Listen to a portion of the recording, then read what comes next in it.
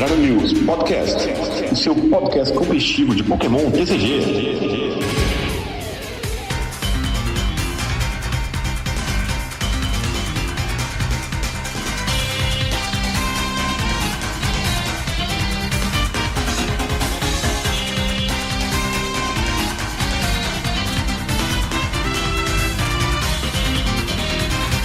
Bom dia, boa tarde, boa noite, boa madrugada. Seja bem-vindo a mais uma edição do Dragon News Podcast, seu podcast competitivo de Pokémon TCG. Eu sou João Alcim e veja só, agora eu tenho o Gimigu. Fala galera, eu sou o GH e tá começando a semana do frio aqui em Goiânia. Salve, salve, eu sou o Wesley e os testes com a coleção nova estão a todo vapor. É verdade, só faltou eu não jogar feito uma batata nesses testes aí, né? Pessoal, hoje não temos a presença do nosso querido Catoplay. Ele tá com a garganta, não tá muito legal, então ele tá completamente sem voz. E como infelizmente ele ainda não consegue participar via Libras aqui do Dragon News, ele não vai estar com a gente nesse episódio. Mas em breve, se tudo der certo, ele tá aí de volta. E esse episódio do Dragon News é um oferecimento da Geek Shop. Entra lá em www.geekshopoficial.com.br, faz as suas compras ali de cartas avulsas, produtos selados, acessórios e usa o cupom DRAGONEWS5 e você vai ganhar 5% de desconto. Na hora de fazer o seu pagamento, você ainda pode escolher entre pagar em 6 vezes sem juros ou pagar via Pix para ganhar 5% de desconto adicional. Então entra lá, www.geekshopoficial.com.br e o cupom tá aqui na descrição. É isso aí. E vamos para o episódio da semana.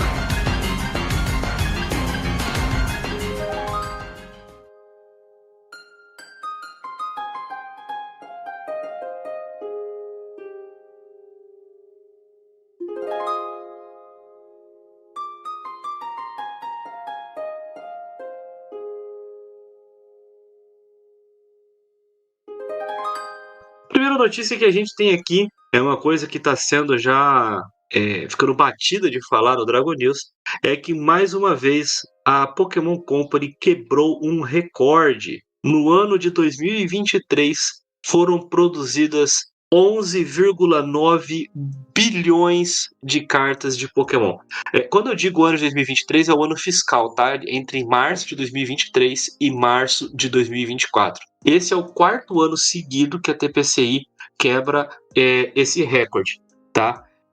Se a gente for parar para pensar, antes da pandemia, ali perto de 2019, antes disso, a produção anual era de 1,5 bilhão a 2 bilhões de cartas por ano, e agora a gente chegou na marca de quase 12 bilhões de cartas.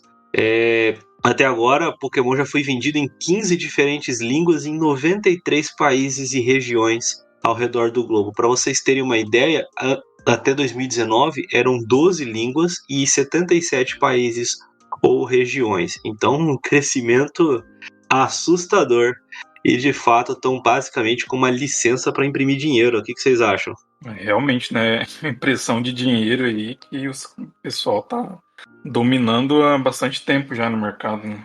Nesse ponto eu fico até em dúvida aqui que dá mais dinheiro, se são as cartas ou os jogos, né? Vocês sabem disso? Eu acho que eu vi uma notícia disso hoje, eu só não parei pra olhar com calma. Se fosse para chutar... Eles soltaram realmente esses dados que o João comentou, né? Saíram questão de venda de jogo, de vendas em jogos de mobile também, né? Tudo isso. Eu vi, só passei por cima, assim, né? Não parei pra olhar com calma, mas eu acho... tá aqui na notícia, olha, você clicar naquele Latest Figures Report ali no começo, ele mostra lá. Interessante, cara. E... a tendência do Pokémon é sempre expandir cada vez mais, né? Agora tá pegando 93 países e regiões, e assim, ainda tem muito país que eles podem ir, né? Principalmente a África, os países da África e tal. Acho que eles ainda nem chegaram lá. Em questão de país, né, tem também os idiomas, né, que são só 15 até o momento, né? Então tem chão pra expandir aí na questão do TCG, né? E nos jogos mesmo são só 9, né? Que é menos ainda. Tem isso aí. Por exemplo, deu pra gente notar uma expansão recente, né? Por exemplo, já tá começando a ter Organized Play na África do Sul. Tudo bem que para um continente do tamanho da África você ter organized play em um país só é um pouco complicado, né? Mas assim, é um começo, né? Por algum lugar ia ter que começar e nada impede de que isso vire uma expansão no futuro. Eu não sei como é que tá agora, mas a gente já teve em outros momentos o jogo acontecendo no Oriente Médio. A gente já teve Special Event em Dubai, por exemplo. Então, assim, o jogo tá crescendo demais. E, assim, não é de se espantar a gente ter as faltas que a gente teve recentemente, né? Quando você salta de 2 bilhões de cartas anuais para quase 12, talvez realmente você demore mais tempo para conseguir adaptar para essa demanda absurdamente maior, né? Sim, é uma adaptação, né? E por mais que a gente sempre bate nessa tecla, né? Que é a empresa mais lucrativa do mundo, parece que eles não têm muito. Parece que eles não têm noção do que eles têm nas mãos às vezes, né? Tem alguns pontos que ainda deixa a desejar, né? Que dá pra melhorar, mas eles não param de crescer, então às vezes eles não estão recebendo esse recado, né? Principalmente quando a gente vê, por exemplo, o Pokémon TCG Live, que essa semana resolveu dar o maior bug da história dele, que não é tanta coisa, porque ele já tem um monte de bug, mas tá difícil pra manter o TCG Live funcional, né? É o maior até agora. É o maior até agora. Exatamente. Que geralmente os bugs você consegue jogar, pelo menos, né? Agora nem isso tá dando, né? Eu não consegui jogar, por exemplo. Nenhuma partida. Meu celular, ele vira uma frigideira se eu tento abrir o live. E no computador eu simplesmente não consigo entrar no jogo. Assim, eu vi bastante discussão sobre isso. Até a gente pode entrar um pouquinho nessa questão aqui no cast. Eu vi bastante discussão sobre isso, a que ponto que a gente tá, como é que pode uma empresa desse tamanho deixar um jogo quebrado assim, não sei o quê. Realmente, eu concordo que uma empresa do tamanho da Pokémon não deveria deixar um produto dela nesse estado em que ele se encontra. Aí você entra em muitos outros questionamentos, né? A gente não sabe o tamanho da equipe, a gente não sabe quanto tempo eles estão trabalhando, a gente não sabe como é que funciona, e tudo isso. E isso tudo pode explicar o live ser tão bugado quanto ele é. Mas nada disso justifica a empresa que é proprietária da maior franquia de entretenimento do mundo não conseguir gerenciar isso de uma maneira, não vou dizer perfeita, mas um pouco melhor, especialmente em relação a um produto que eles lançaram com tanta expectativa, né? Pois é, podia ser pelo menos satisfatório, né? E nem isso tem sido. Bom, seguindo aqui as notícias, a gente teve algumas cartas reveladas, elas vão fazer parte da coleção japonesa Night Wanderer e provavelmente, né, vão entrar na nossa coleção Fábulas Nebulosas, o mini-set de agosto que a gente comentou no episódio passado. Essas cartas, se você deve lembrar que eu comentei, né, que ia ter um produto do Kingdra X, e a gente, poxa, tá com placeholder, a gente não sabe como que ele é, que não sei o quê. Saiu a imagem do Kingdra X que vai vir na coleção. Ela é um absurdo de linda. O equivalente seria as alternadas, mas vai vir como promo. Então é uma carta maneira de se ter, né? E o Kingdra, o que ele vai fazer, né? O Horse e o Cedar estão aqui basicamente para evoluir, mas o Kingdra X que é a boa da box e a versão regular vai estar na coleção. Ele faz o seguinte: Kingdra X, um Pokémon de água com 310 de HP, estágio 2, evoluindo do Sidra. Por uma energia de água, Royal Warriors, coloque até 3 Pokémon de água da sua pilha de descartes no seu banco. Por 2 energias incolores, Hydro Pump 50 mais de dano. Este ataque causa 50 pontos de dano adicionais para cada energia de água ligada a este Pokémon. Ele é fraco ao tipo elétrico e tem custo para recuar 1. Eu vejo um potencial muito interessante nisso aqui, Wesley, especialmente se você pensar que a gente tem a possibilidade de colocar ele como Bascalibur em campo, ou, por exemplo, a gente poder usar o Sidra de nadar sossegado, né? O Swim Freely, para poder energizar antes de evoluir. Acho um potencial interessante.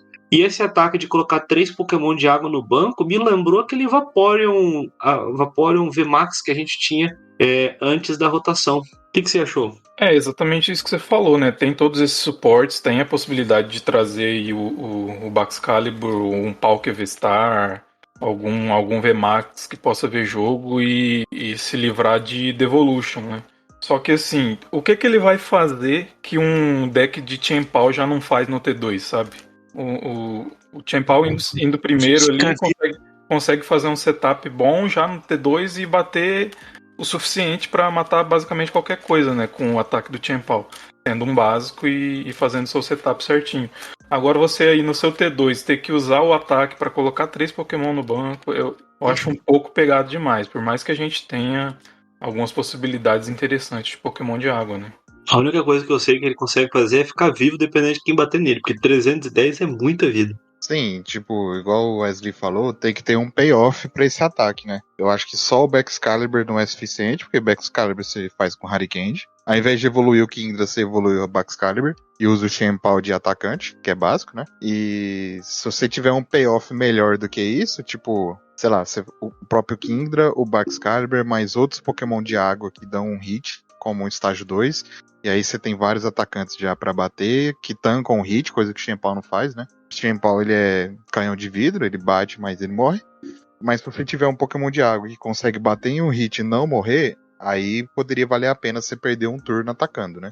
Em tese, esse Kingdra poderia fazer isso, que ele dá 50 mais 50 pra cada água ligada nele. Mas é muita energia, eu acho que é tipo nível Chien-Pao, mas ele não descarta as energias pelo menos, né? Além de tudo isso, né, ele tem fraqueza elétrico, né? Que é um deck que tá ressurgindo aí com bastante força pra esse novo formato, né? Tem a mesma fraqueza do Lug, e o Lug tá indo bem e tal. Tem que ver se o Eu payoff acho que o maior compensa. acho que o maior problema dele é essa fraqueza, né? Se você for parar pra pensar. Porque de resto, por exemplo, até 5 energias, ele rampa dano talvez até melhor do que o Chien-Pao. Ele vai bater 100, 150, 200, 250, 300 com 5 energias. O Chien-Pao vai Chien-Pao também é bater... igual. Não, o Chien-Pao é 60 vezes. Com 5 dá Então, 300. mas aí Então, compensa, né? O mais ali compensa o do Chien-Pao. com 5 energias ele bate a mesma coisa, mas assim, com 1, 2, 3 e 4, o Kingdra vai bater mais, entendeu? Isso, exatamente. E Então, sem descartar, né? Essa e seria a sem vantagem. descartar. Essa seria a vantagem, né? Sem descartar. Mas assim, não sei o quão competitivo seria. É sempre muito legal esses ataques, tipo esse Royal Warders aqui, mas eu não sei o quanto ele funciona, especialmente você tendo que fazer um estágio 2 para poder colocar outros Pokémon em jogo, né? Igual você falou do Vaporeon, o Vaporeon viu zero jogo, né? Tá que ele era um VMAX, né? Um Pokémon que dava 3 prêmios, que não tinha muita outra utilidade além do ataque, né? Então, talvez nesse formato novo, o Kindra consiga ver o que o Vaporeon não viu, né? É uma possibilidade, é uma possibilidade. O Vaporeon, eu acho que eu lembro dele, acho que num controlezinho, né? Tinha um que acho que até o Sander que fez, você usava o Vaporeon para colocar acho que o Golduck em campo, porque o Vaporeon ainda tinha a vantagem que ele botava energia, né? Então você trazia o Pokémon já com energia para campo, então acho que era ainda melhor do que o Kingdra. Então, sei lá. Seguindo aqui, a gente tem uma outra carta que foi revelada, uma família do Crobat, né? O Zubat e o Golbat estão aqui para evoluir. Mas o Crobat, ele é um estágio 2, né, do tipo noturno, com 130 de HP, e ele tem a habilidade Shadow Envoy. Uma vez durante o seu turno, se você jogou Janine's Secret Technique da sua mão durante este turno, você pode comprar cartas até ter 8 cartas na sua mão. Por uma energia noturna e uma energia incolor, Toxic Fangs 120 de dano, o Pokémon ativo do seu oponente está envenenado. Coloque 2 contadores de dano em vez de 1 durante os turnos. Né? Na verdade não seria durante os turnos, né? Seria no check-up Pokémon, né? Isso mudou de nome. É fraco ao tipo elétrico, resistente ao tipo lutador e tem custo para recuar 0. Isso aqui eu achei interessante. A gente tem um Crobat do tipo noturno com as fraquezas do lado voador, né? Esse combinho como um todo eu gostei bastante, porque a Janine é um ótimo apoiador. E mesmo sendo ótima, ela não veio quebrado porque ela não compra carta, né? Ela só energiza. E aí você tendo num deck Dark, por exemplo, você colocando aí uma linha de 101 Crobat, você já tá fazendo mais do que um Bibarel, né? Faria. Porque eles colocaram esse até 8 aí pra dar uma equilibrada boa, né? Porque se fosse ali 6 ou 7, você ia pensar, vou jogar com Bibarel mesmo, bem melhor. Mas 8 já é mais interessante, né? Pô, gostei também. Se ainda existisse ser treinados VMAX, hein? Não, nem invoca esse nome. Não fala isso alto não, cara. Não dá ideia não. Eu gostei. É um draw forte, mas que ele tem uma exigência que também te limita de alguma forma. Você não vai poder ficar dando... Por exemplo, você não pode usar esse draw pra procurar um boss, porque você vai ter que usar o apoiador da Janine, né? E ele também é o pivô, né? Tem 0 de recuo. É uma carta interessante. O ruim da fraqueza elétrica é que toma 2 prêmios pro Iron Hands, né? Mas até aí, vida que segue. No Future Box, qualquer Pokémon de um prize toma, né? 2 prizes. Pois é, basicamente isso, né? A gente tem também uma nova carta Ace Spec que foi revelada. A gente tinha falado que 2 das 3 Ace Specs da Shrouded Fable tinham aparecido, né? E faltava uma terceira. Temos aqui a terceira. E para a surpresa de absolutamente ninguém, ela é uma Ace Spec que eu acho que não vai ver muito jogo, não. Que é o Dangerous Laser, um item que ele diz o seguinte: o Pokémon ativo do seu oponente está agora queimado e confuso. E é isso, tá queimado e confuso. Jamais será laser hipnotóxico. Jamais será laser hipnotóxico. Eu realmente não consegui entender a ideia por trás dessa carta aqui. Eu queria a opinião abalizada do GH sobre isso, porque zero ideia do que isso aqui vai virar. Cara, às vezes ainda vem a carta, né, que vai jogar com isso. Às vezes é um Pokémon igual o Klawf da vida, que precisa de condição especial no oponente ou no seu próprio Pokémon. Mas no caso, pra jogar esse spec, tem que ser condição especial no oponente, né? Às vezes a carta ainda vai ser lançada, porque pra mim também faz zero sentido. Porque se for pra dar dano, vai dar tipo 20 de dano e deixar confuso, um cinto dá 50 de dano, né? Pra mim não justifica isso ser um Ace Spec, né? Então, sei lá o que eles estão pensando com isso aí. Pois é, botasse 4 disso aí no baralho, eu acho que ainda não seria tão relevante assim. Ainda mais porque Burn é uma condição que ela sai com relativa facilidade jogando a moeda, né? É diferente do Poison, que tem um monte de coisas que aumentam o dano que você vai poder causar e tudo mais. O Burn não, você tem acho que uma coisa no formato que aumenta o dano do Burn. Então, sei lá. Um outro item aqui foi um que eu vou dizer, não vou negar, me deu uma decepcionada, porque quando eu vi a arte eu falei, não acredito que voltou. E não é um reprint, é o Nightly Stretcher, um item que diz o seguinte: escolha um, coloque um Pokémon da sua pilha de descartes na sua mão, coloque uma energia básica da sua pilha de descartes na sua mão. O que eu achei que isso aqui fosse a maca de resgate, vocês não estão entendendo. Pô, eu achei bem legal, hein? Talvez eu goste mais que a maca de resgate. Você pega energia de volta e tal, e energia é um recurso bem importante, dependendo do deck. Achei muito bom essa carta. O negócio é que você tem que escolher um dos dois, né?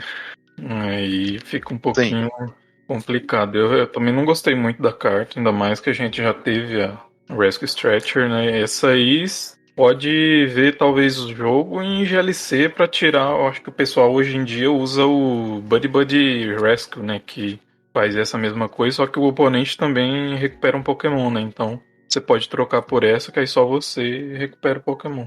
Eu acho que a carta é boa, hein? Tipo, Lost Box e tal, você pegar o Pokémon direto da pilha de descarte, pode ser o retorno do Charizard adiante, velho.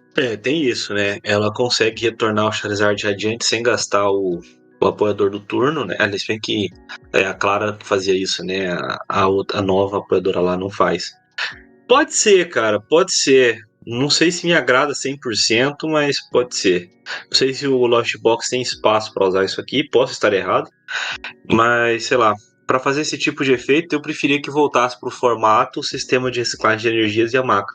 Eu acho que eram cartas mais interessantes e equilibradas, assim. Até elas tinham um potencial melhor, na minha opinião, pro jogo, sabe? Mas essa Nightly Stretcher aqui, vamos ver. Eventualmente alguém vai encontrar um uso interessante para ela. Seguindo adiante, a gente tem a Cassiopeia, apoiador, que diz o seguinte: você só pode usar esta carta se ela for a última carta na sua mão. Procure o seu baralho por até 2 cartas e coloque-as na sua mão. Então, embaralhe o seu deck. Zerou a mão, ficou só com a Cassiopeia, vai lá e busca 2 cartas no baralho. Me lembrou a Teammates, que tinha um efeito parecido, apesar da cláusula de requisito ser diferente. Mas tá aí, Cassiopeia. Eu gostei, achei interessante. Ela tem um efeito que lembra o Peônio, né? Que inclusive é o pai da Penny, Cassiopeia. Então tem um efeito parecido.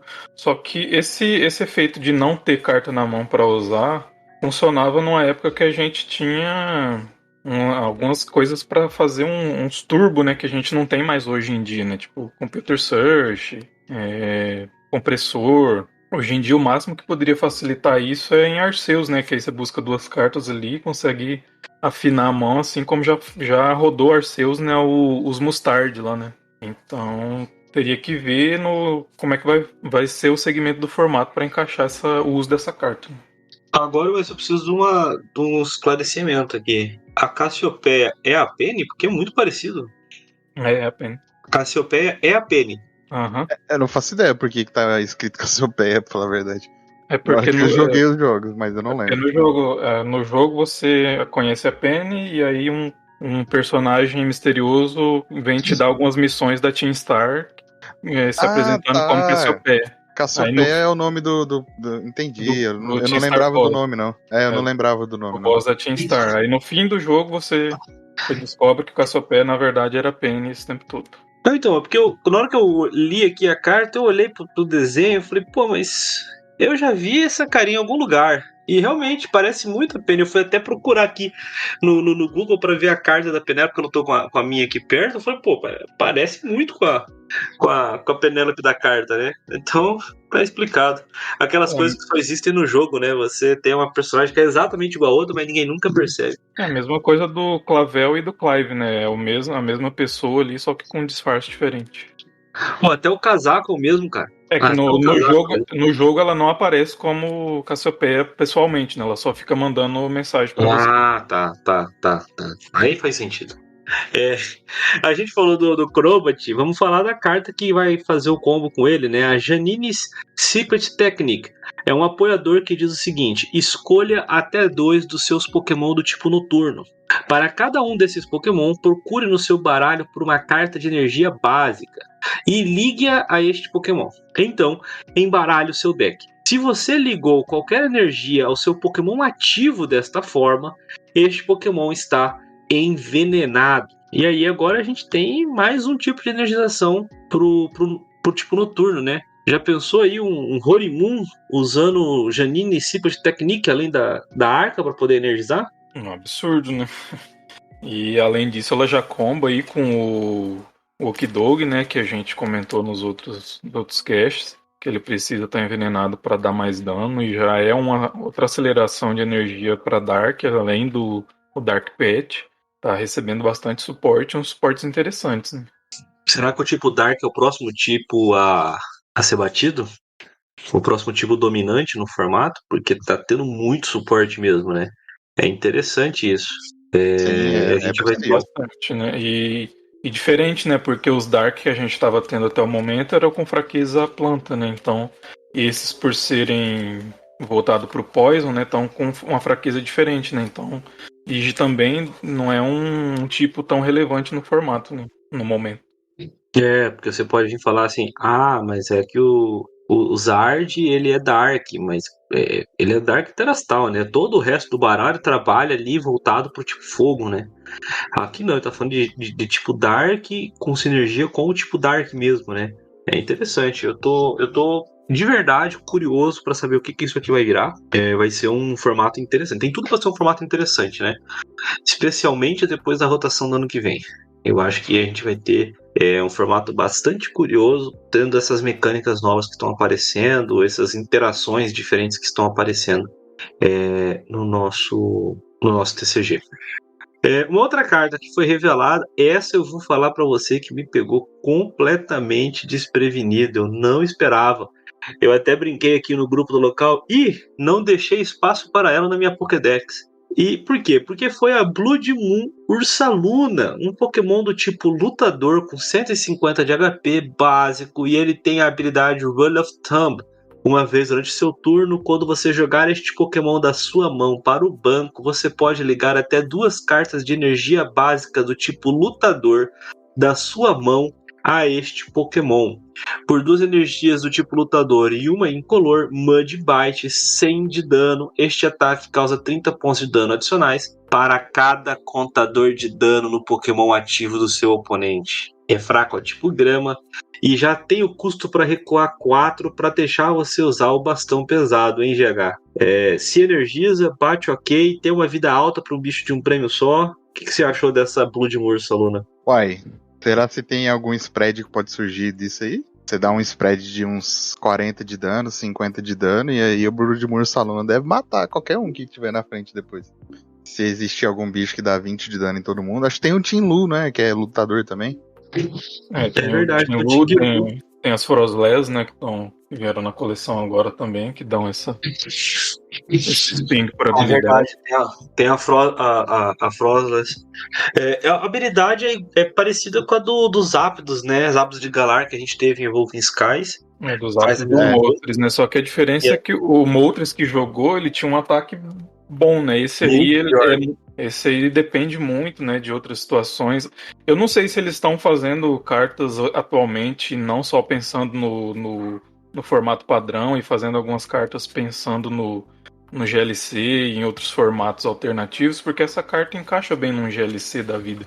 Mas no padrão, assim, ela precisaria de mais coisas que talvez não existam ainda para ela ver um jogo consistentemente, né?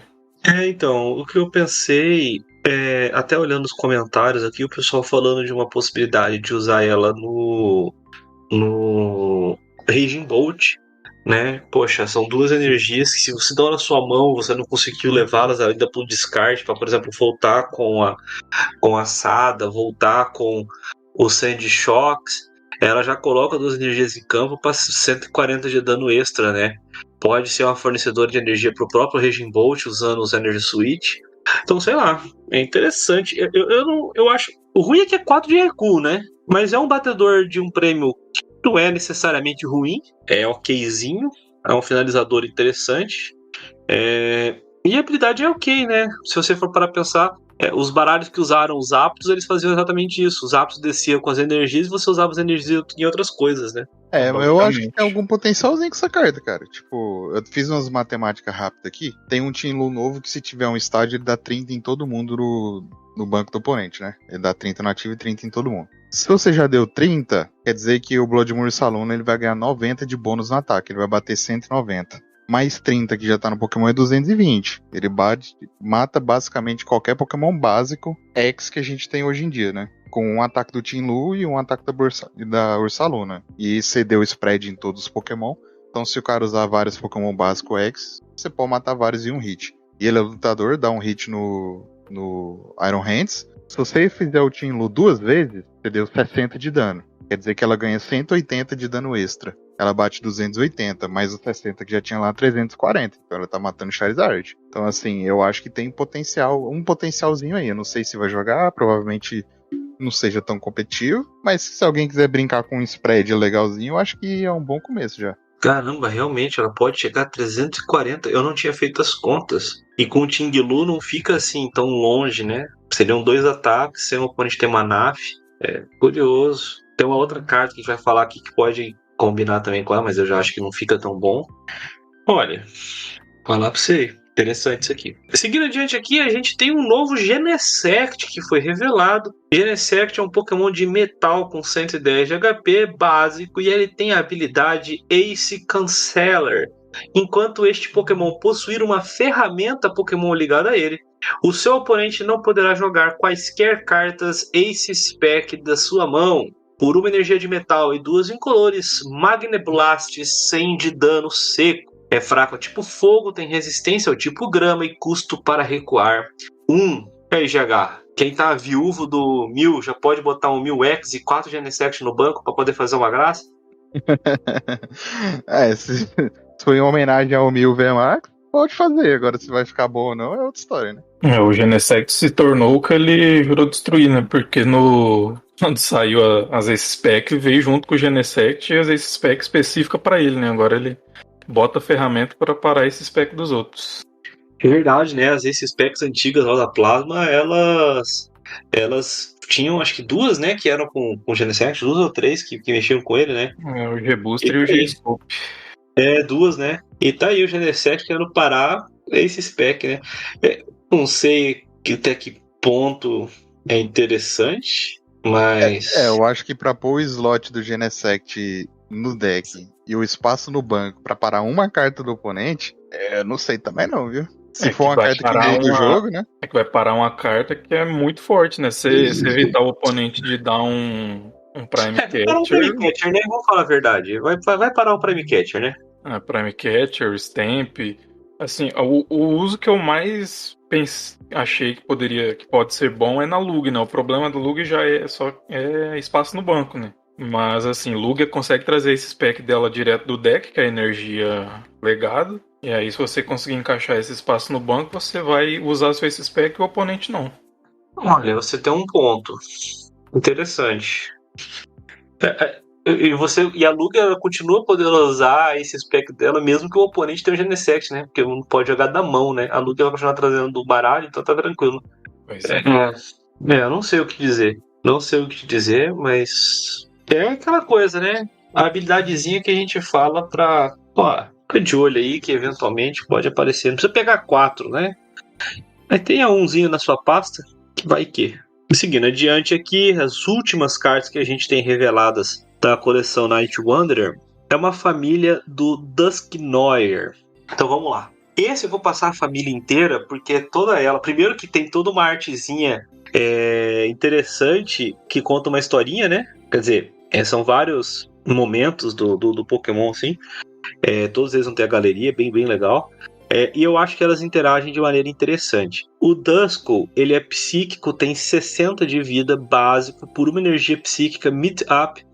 Coloque até 3 Duskull da sua pilha de descartes no seu banco. Por 2 energias psíquicas, Mumble 30 de dano. É fraco ao tipo noturno, resistente ao tipo lutador e tem custo para recuar 1. O Duskull evolui para o Dusclops, um Pokémon psíquico com 90 de HP, estágio 1, e ele tem a habilidade Cursed Bomb. Uma vez durante o seu turno, você pode colocar 5 contadores de dano em um dos Pokémon do seu oponente. Se você colocou quaisquer contadores de dano desta maneira, este Pokémon está nocauteado. Por 2 energias psíquicas, Will-O-Wisp 50 de dano seco. Também é fraco ao tipo noturno, também é resistente ao tipo lutador, mas o custo para recuar é 2.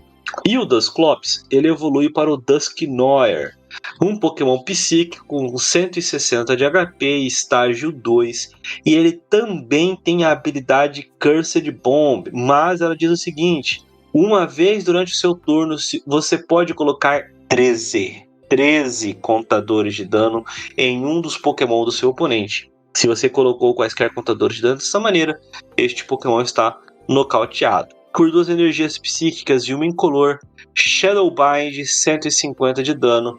Durante o próximo turno do seu oponente, o Pokémon defensor não poderá recuar. Ele é fraco ao tipo noturno, resistente ao tipo lutador, custo para recuar 3. E aí, GH, você, jogador de Lost Box como tenho certeza que já está pronto para dar Sableye no seu T2 usando o Dusclops e o Dusknoir. O que você acha? Eu vi esse rolezinho aí do Sableye, hein? Acho interessante, cara. E tipo, sabe o que me lembra isso aqui? Me lembra aquele deck do Dusknoir Tag Team, que você dava prize, aí você dava carimbo, se eu não me engano, batia e tirava 2 cartas da mão do cara e deixava o cara com quase nada. Tinha um deck bem desse jeito aí, que é muito o que esse deck aqui tá pretendendo fazer, né? Essas cartas. Que é se nocautear, e aí você deixa o Pokémon o oponente com pouca carta. E tenta ganhar atrapalhando o setup dele. Você vai dando, por exemplo, num Charizard. Ele baixou, sei lá, 2 Charmander e um PJ. Você tenta matar os 3, dando 3 prizes também. Eu acho que é assim que vai funcionar essas cartas, né? E aí tem esse rolê do Lost Box aí também. O grande problema do Dusknoir pra mim é que ele coloca. Dos dois, na verdade, né? Que eles colocam tudo em um Pokémon só, né? Ele não espalha igual um Sableye, por exemplo. Sim. Esse é o grande defeito dele mesmo. Então, se tiver algum Pokémon pequeno ali, você vai extrapolar, né? E vai acabar perdendo o contador de dano, né? Mas algum Pokémon maior e você pode explodir o Dusknoir, e aí num menor você explode o Dusclops e move dano com o Alakazam. Isso aí já é mais interessante, né? E tem toda a questão também que o João falou, né? Da Lost Zone, né? Com a Lost City ativa, vai indo todo mundo pra Lost Zone, aumentando o contador do Sableye, né? Exatamente. É verdade. Mas também a gente tem muitos Pokémon de suporte que são V, né? Que eles conseguiriam receber esse dano, né? Um Rotom V, um Lumineon V. a Lugia que tá voltando, os Big Basics que vão estar por aí. A gente tem também alguns meios de mover contadores, né? Seja pelo Alakazam Radiante, que eu acho que não é o meio mais eficiente para esse baralho, porque ele só move 2 por turno, como o ataque do próprio Alakazam Baby, né? A gente falou há uns episódios para trás aí.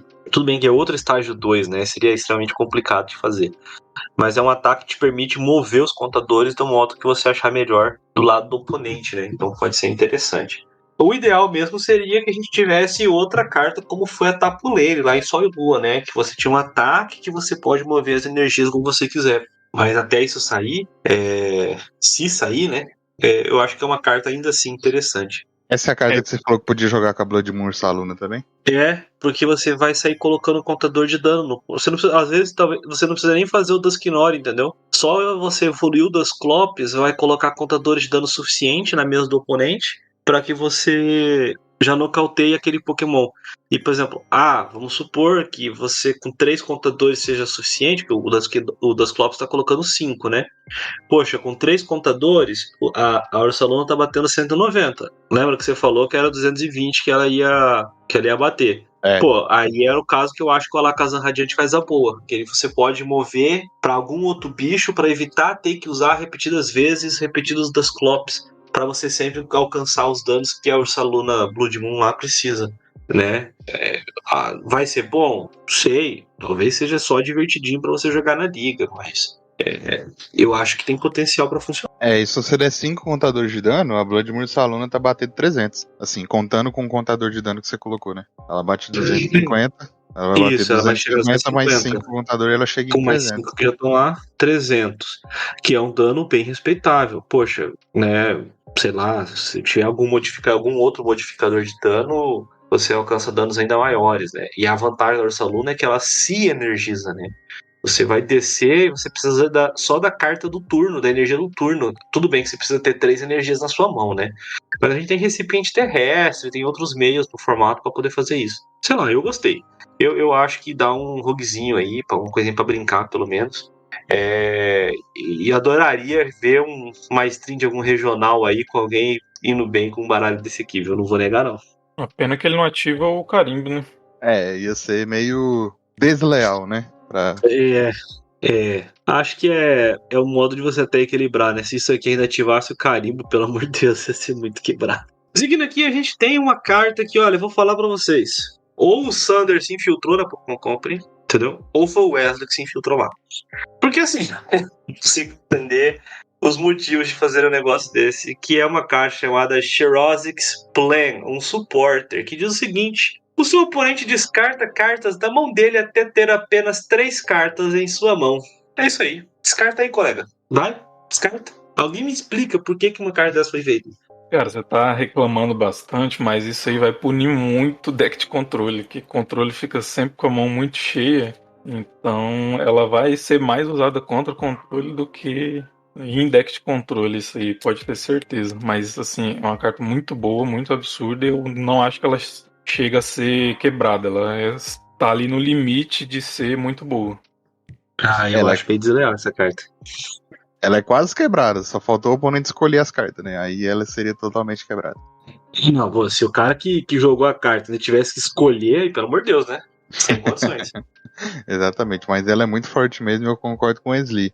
E inicialmente eu achei, pronto, controle é o melhor deck disparado, mas usar contra o controle dói muito, porque cada carta no controle é importante, cara. Se você perder carta não é legal, não. Sim, controle acumula muito recurso, né? Vai fazendo ali, enchendo a mão com a habilidade do Rotom, vai acumulando ali os recursos para usar na hora certa, para usar conforme vai sendo necessário. E aí você dá o Clipper, né? Já que a gente que quase não vê jogo, já faz um estrago grande em controle. Imagina um desses. Então, mas é que é uma carta que você fala assim, ela é muito ruim contra controle. É que os outros baralhos, eles não querem usar esse tipo de carta, né? Porque você reduz a própria consistência para poder usar isso, né? Pô, eu queria dar Arven, eu queria dar pesquisa, e aí eu tenho que usar isso aqui, não sei se é o ideal, entendeu? Óbvio, vai punir se você conseguir usar no turno certo, né? Mas sei lá, não gosto da ideia. Eu gostei bastante. E aí você não. O ruim é se a gente tivesse o Surge ainda no formato, né? Que aí você fazia uma bagunçona, né? Mas só ele sozinho não vejo esse problema todo, não. Olha, isso com o Surge seria, meu Deus, um absurdo. Ainda bem que tá banido no expandido, senão Você dá o um expandido. Surge, um Shadows Explain e uma Delinquente. Calma, que isso? Você imagina o que ia virar o expandido? Ia ficar tóxico. Enfim, é uma carta aí, fiquem de olho. A arte ficou muito maneira. Eu queria entender por que o Xerosic só usa luva de um lado, só na mão esquerda. Se você for olhar nas cartas dele, geralmente ele tá assim. E bom, por fim, a gente tem aqui uma família do Malamar. O Inkei é um Pokémon do tipo noturno com 60 de HP, básico e por uma energia incolor. Mischievous Tentacle, olha a carta do topo do deck do seu oponente, você pode fazer com que seu oponente embaralhe o deck dele. Por uma energia do tipo noturno, PEC, 10 de dano seco. É fraco ao tipo grama, tem custo para recuar 1. E o Inkei evolui para o Malamar, também do tipo noturno, com 120 de HP, estágio 1. Por uma energia do tipo noturno, Conspiracy Tentacles, troque um dos Pokémon no banco do seu oponente pelo Pokémon ativo dele. Este ataque causa 120 de dano ao novo Pokémon ativo. Se você não jogou o Xerosic Explain da sua mão durante este turno, este ataque faz nada. Então você precisa jogar o Xerosic Explain para poder usar a Conspiracy Tentacles. Por uma energia noturna e 2 incolores, Spin em ataque, 90 de dano. É fraco ao tipo grama e tem custo para recuar 3. Eu já não sei se... Bem ruim, né? Depende ali do apoiador, não é um dano tão considerável, é bem ruim, né? Foi feito para jogar com o apoiador do Xerosic, mas ele vai jogar com outras coisas, na verdade, né? Então não compensa esse Malamar. Né? Se não dependesse do apoiador, ele já não seria tão bom. Tipo, eu gostei do ataque dele, de bater 120 num novo Pokémon. Eu achei ele interessante em alguns decks de Dark, mas dependendo do Xerosic, eu acho que não dá pra jogar, não. Mas sem o Xerosic, eu acho que ele ia ser interessante. Mas ainda acho que ele não ia ver tanto jogo. Agora, dependendo do Xerosic, não tem chance, velho. O Malamar jogando ou não, eu queria pedir um minuto de silêncio pela morte do meu deck Ancient Box, porque esse já tava ruim com o Charizard no formato, com isso aí, então, complicado demais. Você vai descartar sua mão e aumentar o dano, pô, tá reclamando ainda. Mas eu quero descartar minha mão. Não, certo, pô. Não porque meu oponente falou, descarta aí. Entendeu? Mas tá bom, fazer o quê? Bom, nesse último final de semana a gente teve o Singapore Championships, né? Torneio lá em Singapura, ainda no formato sem a coleção Máscaras do Crepúsculo. A gente tem só o top 16 e não temos todos os baralhos, né? Aqui que o Limitless disponibilizou. Mas vamos lá tentar passar para vocês aqui o que a gente consegue tirar desse torneio. O top 16 é inteiro de Singapura, tá? Então, em primeiro lugar, Aoi Shen, com Lost Box Giratina. Em segundo, Bjorn Sokai, de Lugar Keops. Em terceiro, Benjamin Issa Roberts, de Lost Box. Em quarto, Gerald Ong Wei Kai, de Horimunda Dunsparce. Em quinto, Leong Yun Hao, de Lost Box Giratina. Em sexto, Dave Wong Wei Jie, de Charizard Pidgeot. Em sétimo, Fu Ming Wei, de Charizard Pidgeot. Em oitavo, Kaiser Sim, de Lost Box.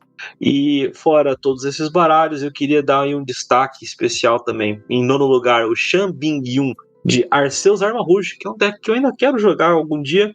Em 12º, a gente tem o Wayne Tan Wei Peng, de Ancient Box. E em 16º, o Iglu, de Great Tusk, de Milá, o deckzinho do coleguinha. E aí, eu achei, apesar da gente ter vários Lost Box, né, foram 4 no top 8, eu achei bem interessante esse top, né? O que vocês acharam? É realmente bem variado, né, assim, apesar de várias versões de Lost Box, né, uma variedade legal ali, ainda mais por não estar valendo a coleção nova, né, achei bem interessante. Eu gostei de alguns deckzinhos que estão aí. Sempre gosto de ver o Lost Box indo bem, ele ficou em terceiro aí, então achei bem bacana. Mas no geral, tá variado, mas são os decks que a gente espera, né? Tirando um ou outro, tipo Arceus Amaruji, que sempre vai ser uma surpresa quando ele vai muito bem. Mas os outros decks geralmente são decks que a gente espera ver num top mesmo, né? Assim, não fugiu muito do que estava aparecendo, né? Foi mais ou menos os decks que tem visto o jogo, né? Por exemplo, esse Lost Box aí, poxa, usando Horimoon, Iron Hands, Raikou, Rupa X, o Milzinho. A gente já viu esse filme em algum lugar, né? Os Charizards aqui, eu achei interessante que um deles está usando um PJ de 60 de vida. Geralmente o Charizard usa aqueles PJs de Call for Family, né? Mas ele adicionou um de 60 de vida.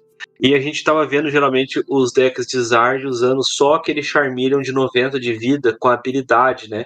Esse aqui não, ele tá usando um Charmeleon de 100 de vida que bate 90 por 3 energias. Então talvez foi na intenção de enfrentar algum tipo de baralho específico, né? Fora isso, o outro Zard é aquele que usa o Regelec, né, para recuperar cartas do descarte. Então, assim, a gente vê um meta, assim, bem próximo do que a gente tem no Ocidente, não foge muito, mas talvez um pouquinho com uma outra adequação para o meta local. Se vocês forem reparar, eu não sei dizer se esse torneio foi feito MD1, mas a gente não teve controle no top 16, por exemplo. Além que, sei lá, eu não vou considerar o que o Great Tusk é um controle, né? É o deck de milar o oponente. Mas não teve, sim, o Snorlax Stall, ou aquele Pidgeot Control, esses decks não apareceram, né? É isso mesmo, né? Não é um controle. E teve também 343 jogadores, né? Não foi um número tão expressivo como outros torneios que a gente tem visto ultimamente, né? Mas pelo número de players tem uma variedade legal, né? Não são não tem nenhum deck ali surpreendente, assim, mas não tem, por exemplo, um Future Box, né? Que sempre tá aparecendo nos top, nos Day 2, assim, desses torneios recentes, e aí já até o 16 aqui, pelo menos, não apareceu, né? Realmente, eu não tinha reparado, né? A gente não teve nenhum Future Box aqui. Que é uma parada que tá em voga, né? Teve no top 8 aí dos últimos torneios que apareceram, né? Fez uma baguncinha, né? Eu tava dando uma olhada aqui nas outras listas. O Ancient Box, que pegou aqui o top, ele tá usando Cobalion. A gente tinha comentado sobre o uso do Cobalion pra fechar dano, né? Então aqui, ele usa Cobalion. Pois é, com aquelas cartas que a gente comentou, né? Talvez dá pra usar agora a Janine e o Mote, né? Que aí você já bate mais 40 ali, estando envenenado, né? Aí já dá pra Sem você ter que ocupar espaço no banco, né? já dá pra aposentar esse Cobalion já. Ainda bem, né? Porque 2 de recuo ninguém merece, já basta o Coraidon. É por isso que a galera nem Coraidon tem usado mais tanto recentemente, né? Estão optando aí pelo Screamtail ou agora o Walking Wake, né? Que ambos tem um de recuo, né? Já quase não bate com o Coraidon mesmo, então que seja mais fácil recuar pelo menos. GH? Só colocar mais uma observação, que a gente teve um Ancient Box em 12º, que é um deck que eu gosto também, mas não vi tanta diferença nessa lista de Ancient Box relacionada ao comum, né? E o outro Lost Box também que topou, que ficou em top 16, você falou aí que ele tá usando Rupa X, mas o terceiro lugar não tá usando Rupa X, né? Ele cortou o Rupa X da lista. Tá só o Horimoon e o Iron Hands X. Achei interessante. Ele foi caótico. Mas ele tirou o Rupa, mas ele botou o Rotom. Lost Box com Rotom. Isso eu não tinha visto ainda não. O último lá tinha Rotom e Illumination, né? Do torneio que a gente comentou agora. Pois é, cara. O mundo não é mais o mesmo, Charles. Lost Box usando Rotom foi uma coisa que me pegou. Illumination eu vou lá. O Rotom me pegou desprevenido, não tava esperando não. É bem interessante sim essa lista aqui, cara. Não é de se jogar fora, não. Eu acho que talvez a questão de você tirar o Rupa foi aquela coisa do tipo, olha, Arceus, eu vou me resolver na base do Horimoon e do Iron Hands pegando prêmio nos bichinhos pequenos, entendeu? E só aceitou. Não quis ir pegar na fraqueza, sabe? E bom, ou não tinha Arceus, ou a coisa se pagou porque ficou em terceiro, né? Pois é.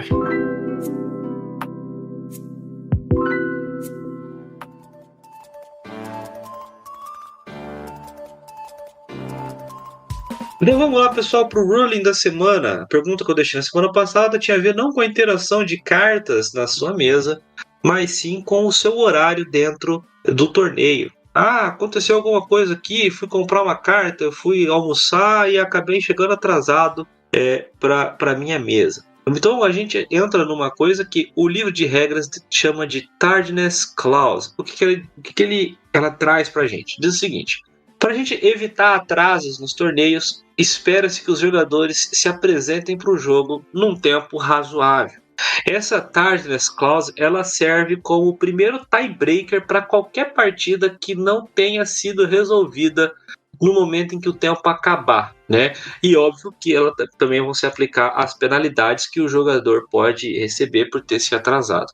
Então o que aconteceu? Você chegou atrasado, o tempo acabou e a partida foi por empate, você perdeu. Não tem como você empatar uma partida a qual você chegou atrasado. Fora isso, o livro de regras, né, também traz algumas categorias de penalidade de acordo com o seu atraso. Então, um atraso de menos de 5 minutos geraria, a princípio, né, óbvio que isso pode ser alterado para mais ou para menos de acordo com o torneio que você está, vai ficar a critério do staff que atendeu o caso. Um atraso de menos de 5 minutos geraria, a princípio, um warning. Se o seu atraso for de mais de 5 minutos, esse geraria um game loss. Então vamos supor, você chegou na mesa atrasado por 6 minutos. O jogo vai começar 1-0 para o seu oponente e você precisa ganhar 2 games seguidos para conseguir levar a vitória naquela rodada. Ah, eu ganhei o game 1 que a gente jogou e estamos no game 2 e acabou e vai dar empate, porque está 1-0 para o seu oponente. Você perdeu. Você atrasou, né, mais de 5 minutos e depois demorou mais 5, né, ou seja, 10 minutos total. Vai ser um duplo game loss a princípio, para que você fique com a derrota naquela rodada. Se você já participou de algum evento grande, você já deve ter percebido ali, geralmente nas rodadas finais do dia 1, muitas mesas estão vazias e aí a pessoa fica ali aguardando a chegada da filipeta e aguardando passar o tempo necessário, né?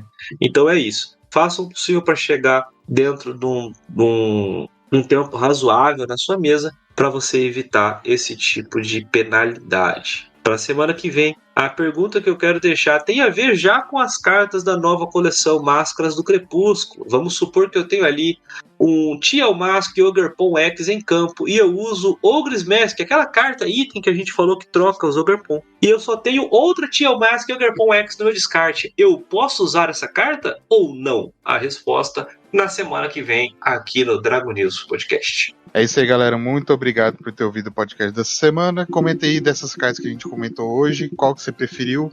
Se você gostou da Bloodmoon Salone, igual eu gostei, ou alguma outra carta, se você não gostou do Cherozik, comentem com a gente, interage, a gente gosta de interagir com vocês também. Então, vou ficando por aqui. Se quiserem me encontrar nas redes sociais, tem meu Facebook, Gabriel Monteiro, ou o Instagram, Gabriel_Hmonte. Me adiciona lá, fala comigo, qualquer coisa, e é isso. Até semana que vem. Fui. Então é isso, pessoal. Muitíssimo obrigado por terem acompanhado mais esse episódio do Dragon News. Vocês podem me acompanhar nas redes sociais, no Instagram, no @MrWesley. Um abração para todo mundo, fiquem bem e até semana que vem. E esse episódio do Dragon News Podcast foi um oferecimento da Geek Shop. Entra lá em www.geekshopOficial.com.br, faz as suas compras de cartas avulsas, produtos selados e acessórios e usa o cupom DRAGONEWS5 e você vai ganhar 5% de desconto. Na hora de fechar o seu carrinho, você ainda pode escolher pagar em 6 vezes sem juros ou então pagar via Pix para ganhar 5% de desconto adicional. Então não esquece, entra lá em www.geekshopoficial.com.br e o cupom está aqui na descrição. Você também pode me seguir nas redes sociais, tanto no Twitter, né, no Twitter ou no X, depende de como você quer chamar, como no Instagram em @JoãoAlcim e seguir o Dragon News em @DragonNews_pod. Se você quiser mandar um e-mail com uma crítica, uma sugestão, um elogio, manda lá para dragonews.podcast@gmail.com. É isso aí. Desejem uma plena recuperação ao Cato aí para que semana que vem ele esteja conosco de novo. E até semana que vem.